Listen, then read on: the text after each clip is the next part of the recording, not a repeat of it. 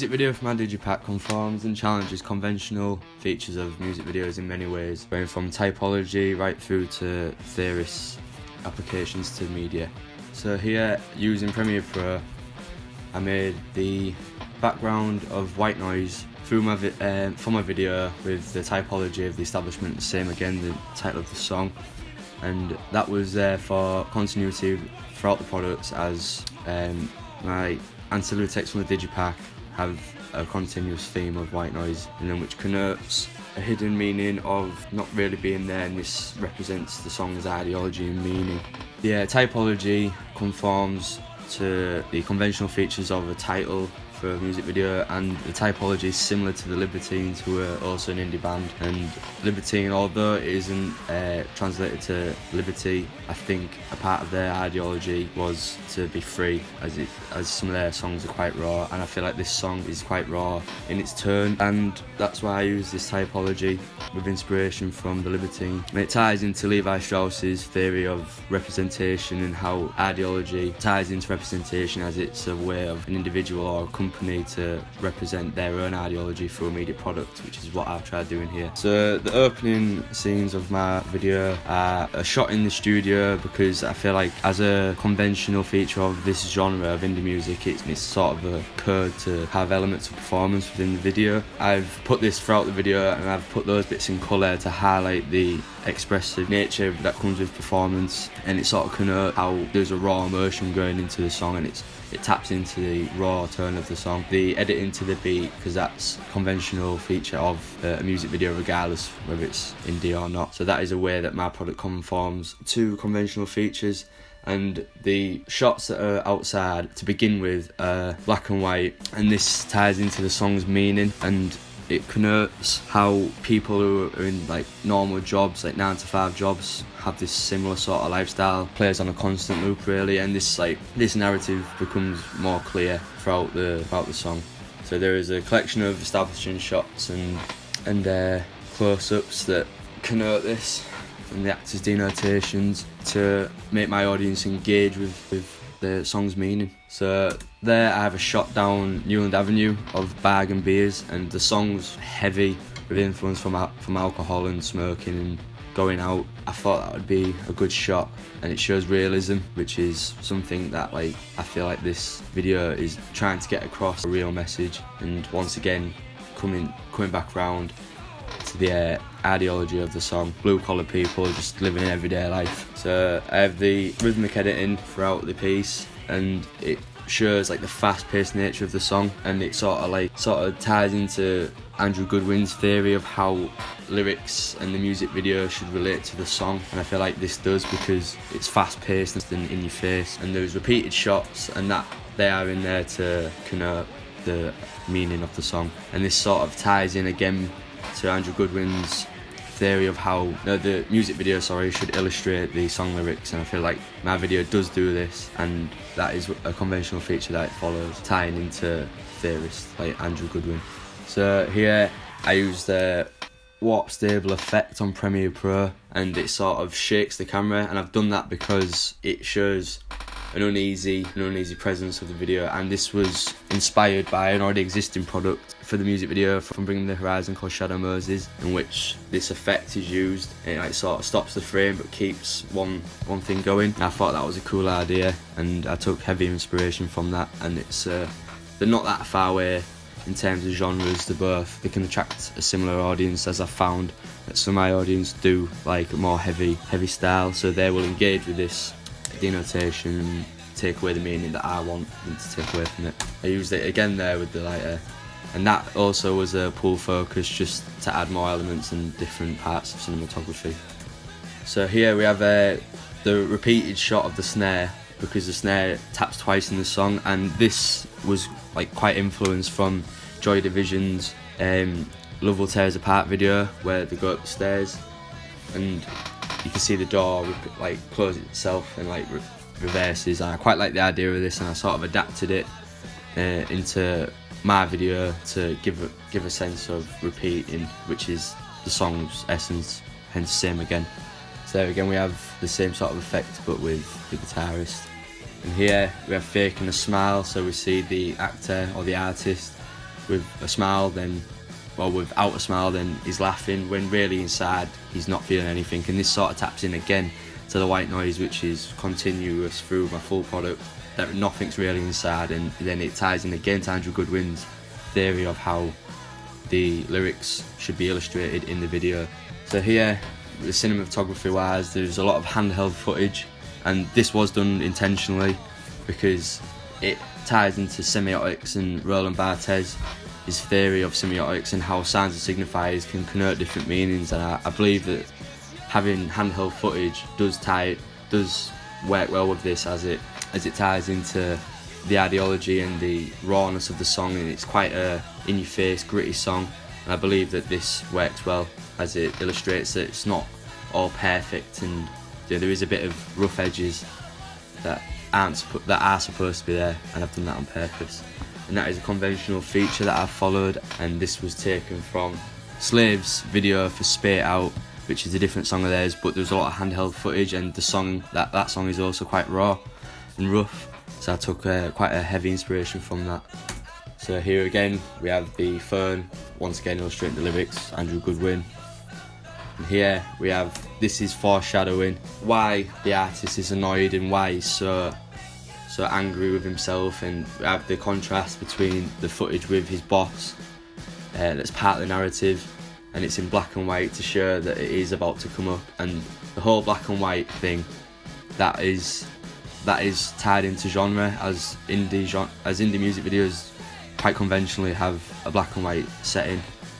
So I followed this with that, and having it black and white, when it reverts back to colour at the end of the video, it connotes how he saw this coming, and it goes into the narrative of how it's just the same again, and the black and white emphasises that.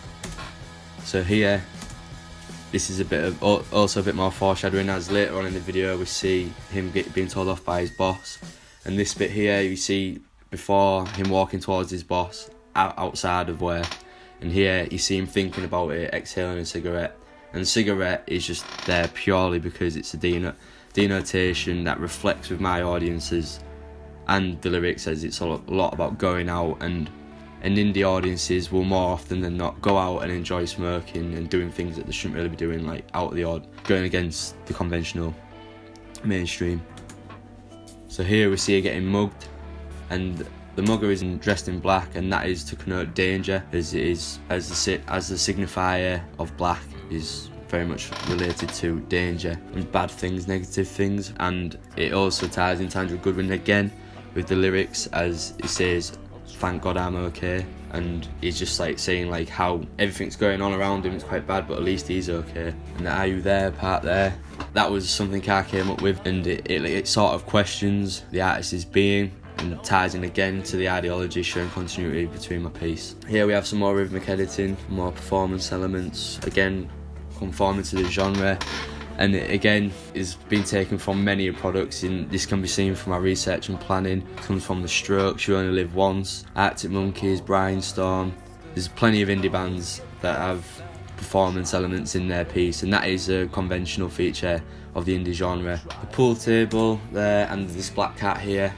The pool table, that's a sign of pubs. You know, I expect my audience to engage with that and relate back to the lyrics and the ideology of going out, and the song's meaning of just going out, doing the same thing. The pool table, it's quite a conventional connotation of a pub.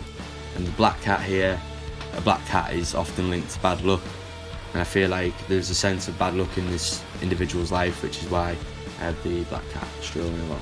We have some more establishing shots of William Hill betting, often associated with quite a bad stigma. Pizza Hut here, got a takeaway. Often people go out and have a takeaway after they've been out. These are all signs and signifiers, as Roland Barthes theorised, that people will engage with and take meaning from, rather than just accepting it for what it is. Here we have the artist throwing money at the wall, and then we have a shot of the wall which says "Enemy, watch yours." This has two meanings. The artist throwing the money at the wall, that was purely, again, Andrew Goodwin illustrating the lyrics of "What's a father to you?" Because you'd think a father's nothing, but really in this world and this like lower class 9-to-5 lifestyle that you'll live. It's not a fiver, is quite a bit. It's substantial and it can go a long way. And the enemy, what's yours? It says itself. It's tying into my audience's interests. What makes them, how they identify. Enemy, I myself read enemy, and that's the way that I identify with my friends. So I believe that that's what my audience would identify theirs with. And the what's yours, it's like, what's your outlet, what's your source of music, how do you consume music. Here we have the scene with the boss telling the artist off, which was foreshadowed earlier on the clip. It's in black and white to connote danger. Here we have the artist drinking outside of his house rather than in a pub, to show the lower lengths of how this life can take you and how you just do anything to go out and drink rather than going somewhere decent. And that again is tying into Levi Strauss's theory of representation and how ideologies influence representation, so you can have signs and signifiers that connote that ideology and represent it in a certain way. We have more performance elements, rhythmic editing, and handheld footage again, just to reinforce that uneasy tone. Here we have, this is actually a shot of the house that's on the front of my front cover for the album, and I've put a wave warp effect on it in Premiere Pro, and this was to just sort of show the uneasiness of it and how, like, when you're like intoxicated, your vision may go blurry, evidently exaggerated. It's a cigarette again, just a denotation of songs interesting my audience. Show raw emotion there in the performance elements.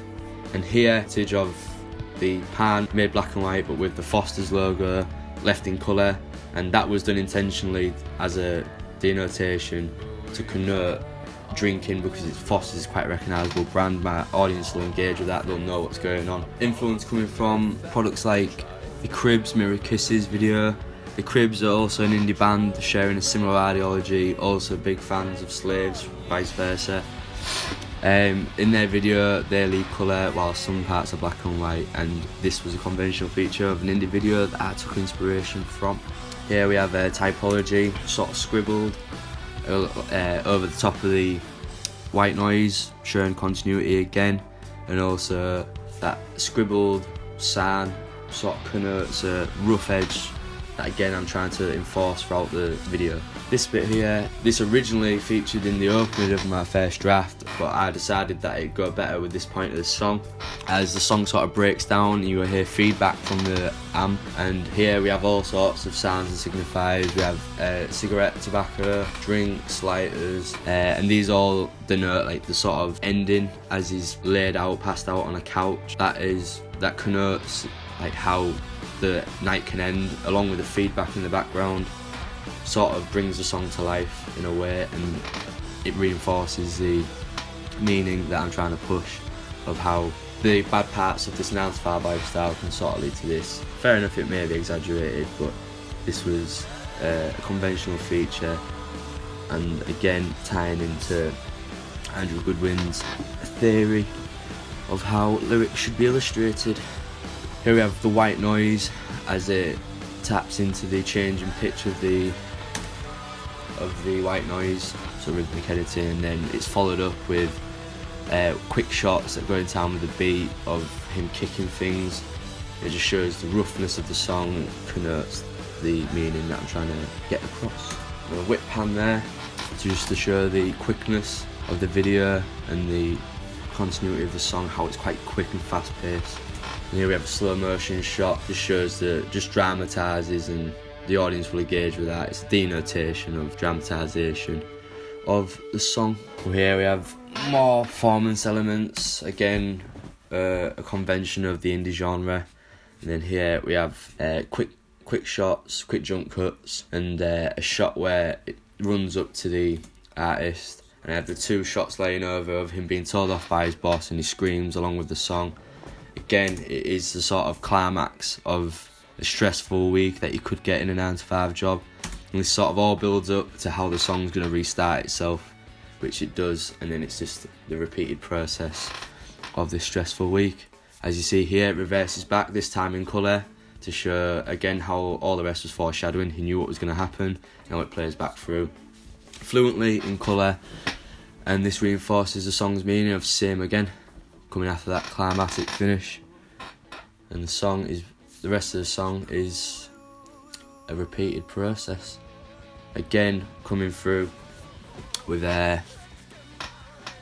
Levi Strauss's theory again of ideology and representation, and me adapting this theory and using conventional features of real media products and genre to reinforce the ideology. Here we have some more low angle shots just to vary the shots. Bit of emotion there in the performer, just to show the raw emotion that could come into an indie song, which is quite conventional. As you see in the Strokes video for You Only Live Once, that is quite emotional. So, and here this shows again the realism. It's quite postmodern in sense, as it shows the actual process and how, like, after the music's finished, it shows the recording process, and that's why I left that in. Moving on to my ancillary texts.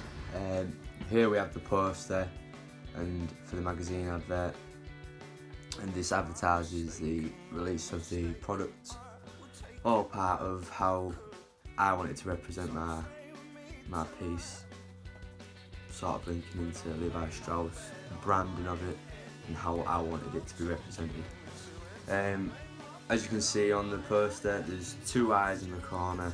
I drew those myself and implemented them in as sort of denotation that connotes this sort of like idea of Big Brother, and there is often quite a conspiracy of how we're all part of a system, and this sort of ties into the band's ideology as it is like talking about the 9-to-5 lifestyle that people won't ever get out of, and this lower class that is a fixed lower class that you can't get out of, and it's sort of from the establishment, hence why the name of the band is called the Establishment, sort of goes against, and that is the meaning behind that, the connotation.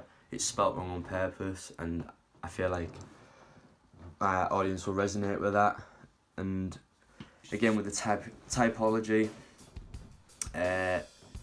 the new album out now parts, they're like a label maker, sort of just saying like this connotes and acts as a sign as us being like tools that you put on a label, where you put a label on a tool and it sort of connotes that, how we are just tools to the economic system, sort of robotic in a sense. And this ties into the glitchiness of the TV and the PlayStation, as I've done that on purpose to connote the sort of robotic economic system, how we're all just in a line, just like moving for the people that take profit from it. And there is also continued continuity here with the white noise in the corner, once again reinforcing the ideology of when you peel something away, sort of the artist, there's nothing there. And this can also resonate in the TV, as using Photoshop, I lowered the opacity of my artist in the toilet that you see in the video, and you can see the white noise behind it, and this again is just reinforcing, acting as a denotation to connote how there's nothing behind the surface of an individual when they're sort of caught in that life. And here we have my digipack, the CD packaging as a whole, and I took heavy influence from quite a few existing products, using their conventions and conventions of the indie genre to engage with my audience and make it as good as product as I could. So the CD, we have an ashtray. This was an original image taken, but it was inspired by the CD for the first Arctic Monkeys album, whatever people say, and that's what I'm not. And then it's sort of, again, as I said in the video commentary, the cigarettes is part of going out, it's what you're going to do when you go out. And as you can see on the next CD, there's cans of beer which I've left in colour for the similar sort of effect as the Foster's can, just so the person can, my audience can engage with that and see it as a blatant sign as part of semiotics. So going back to the first CD, taking inspiration from the Arctic Monkeys album, it's tying into that genre and how cigarettes can have sort of become a code of the indie genre. I guess it's more when an artist, like say Alex Turner for example, when they smoke, I'm not necessarily saying that that's what they do it for, but it is more of an image and it's got more style over substance. So I believe that this has become a code of the indie genre, and having it on my digipack sort of reinforces the digipack's genre. And again with the CD too, as I've already mentioned, leaving the cans of beer and the ashtray in colour just to really push it into the audience's face. So on the outside, there's again the continued theme of white noise, but the way I've done it is I've put the front cover of the house with two mechs parked outside, just again to reinforce how corporate businesses sort of own the world and we're just working for them. And I've took away the windows to show, with the white noise behind it, to show that there's nothing there. Again, reinforcing this ideology that the band's trying to put across in my product. And I lowered the opacity again, so you could see the white noise behind it. And then that is, as you open the digipack, nothing there. It's still just white noise. And it's again just reinforcing this ideology that I'm trying to put across. There is an open sign on the door, bringing connotations of how an individual is sort of just used, being manipulated, just used for the bigger people to earn. So putting an open sign on there, I'm hoping that my audience will engage with that and see it as a connotation of being used. The back cover, that was inspired by Jamie T's Kings and Queens debut album, and the track listing on the back is in a circular form. Again, I've used it here in a circular form. This sort of reinforces the ideology of the song, going again with Andrew Goodwin's theory. Although it's not a music video, it is sort of illustrating the lyrics and the ideology that I'm trying to represent. As Levi Strauss theorised, this is how I have put it across and how I want my product to be represented, using conventional feature of Jamie T's product, again another indie artist, tying again to the genre. The circular path of the track listing, that is there to connote and reinforce this loop that I believe that you're getting on this 9 to 5 life. It's same again tying into the song's meaning. There I actually have Rupert Murdoch covered in cash, as he is a well-known figure in the media world and he owns a large proportion of the media.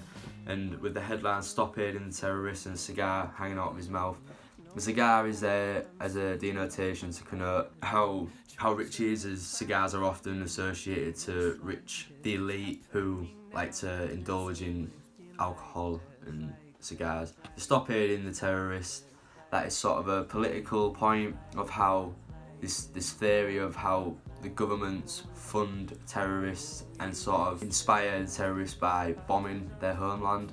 It sort of ties into that thing, and it's got a sort of political vibe that the artist band's ideology is about, hence the establishment rather than establishment. And stopping the terrorists is sort of how the media can influence terrorist acts and how can influence white supremacists in an extreme sense, then becoming terrorists. So it has many hidden meanings and connotations. The inside cover of the lyrics, I drew that and wrote that myself. I wrote in sans serif, often associated with the indie genre, quite a conventional feature, and the roughness of it shows, again like it was in the video, the roughness of the song and the roughness of their ideology, how it might not be accepted by the mainstream media.